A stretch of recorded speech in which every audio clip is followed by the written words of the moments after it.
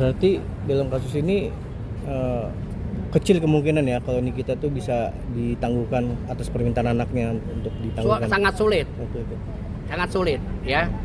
Harusnya dia penjamin itu pertama dari keluarga, dari saudara, ayah, bapak, suami, family, itu boleh.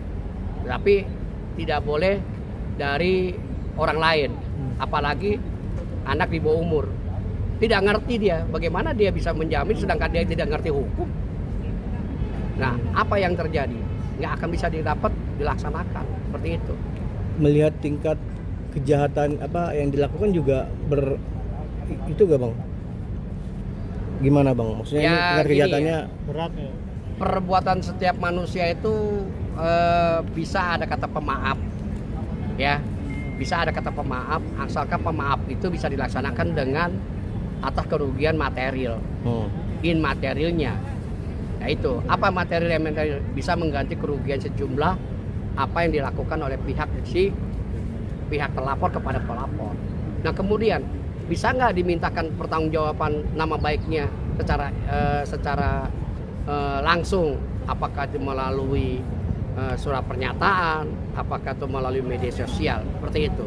Bang, Ya. ini kan dugaan pemerasan 4M nih, uang udah masuk. Apabila uang itu dikembalikan, apakah proses hukum selesai atau ini kan pemerasan 4M. Nah, apabila si yang diduga memeras yang menerima uang itu ini mengembalikan, menyerahkan, gimana, selesai nggak sih kasusnya? Begini, jumlah terhadap telapor atas perbuatan si pihak telapor itu, jumlahnya ini kan harus lihat bagaimana dan apakah sejumlah perbuatan telapor itu kepada pelapor itu ketika saat terjadinya seperti saat ini bisa dikembalikan uang itu, mau terima nggak, atau terima itu bagaimana dengan syaratnya, seperti itu aja. Kan udah proses hukum ya, seperti itu. Artinya bisa lebih dari 4M itu, mungkin bisa dihitung dari kerugian apa nama baik atau kerugian lain, Bang. Ya, makanya gini, di dalam surat penangguhan permohonan penangguhan yang sebelumnya ini kan ada mencari win-win solution, mencari suatu jalan keluar, yaitu disebut adalah extradition justice. Extradition justice itu dipertemukan si pihak pelapor dengan pelapor. Nah, si pihak pelapor dengan pelapor ini yang bisa mendiskusikan bagaimana tanggung jawab terhadap si telapor dengan kepada pihak pelapor. Kalau syarat-syaratnya terpenuhi apa yang diminta oleh pelapor, itu akan disepakati sesuai dengan bersama-sama untuk membuat perdamaian itu, kesepakatan yang terjadi. Tetapi syarat-syarat itu kalau tidak terpenuhi, yang nggak mungkin juga bisa penangguhan itu dilaksanakan, seperti itu. Bang, ini ketakutan soal menghilangkan barang bukti atau kabur itu jadi ini juga pertimbangan pihak kepolisian nggak sih bang untuk mengabulkan penangguhan? Tentu ya, di dalam suatu penangguhan ini kan telah tercatat di dalamnya, ya, tidak menghilangkan barang bukti, tidak mengulangi perbuatannya, dan setiap waktu dipanggil oleh institusi dia hadir dan juga memberikan konfirmasi dengan etikat baik, seperti itu. Jadi kekhawatiran terhadap umpamanya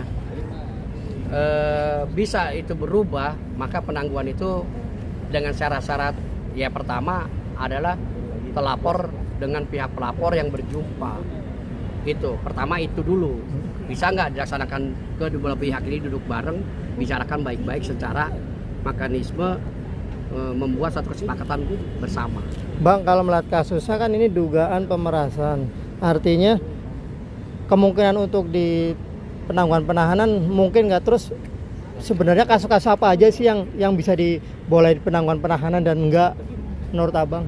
Setiap perbuatan secara umum ya, tentang kerugian setiap orang ya, baik barang maupun keuangan ya, maupun juga istilahnya pribadinya, maka kerugian ini tentu yang membuat satu pernyataan itu apabila membuat suatu kerugian itu telah dilakukan dengan kesepakatan bersama, ya. Kalau misalnya itu tidak bisa lakukan bersama, setiap orang nggak ada masalah, pengajuan pasti diterima, tetapi pelaksananya belum tentu, karena harus ada poin-poin yang di dalamnya, syarat-syarat yang ditentukan oleh kedua pihak.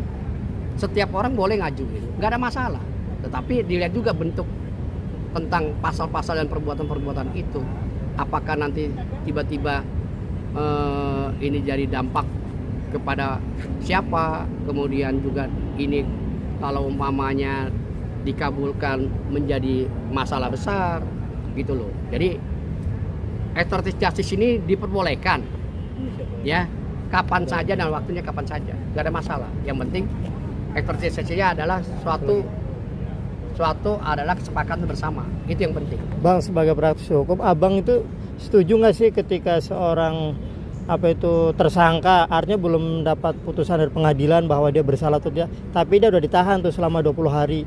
Setuju nggak sih? Karena kan dia belum tentu juga dia bersalah kan sebelum putusan pengadilan. Abang setuju nggak atau seperti apa? Begini, ketika penyidik melakukan penahanan, pertama-tama adalah mempermudah, ya, membuat pemeriksaan lebih lanjut, meminta keterangan lebih lanjut, tidak perlu dengan adanya hambatan. Nah, kemudian ini kan baru praduga.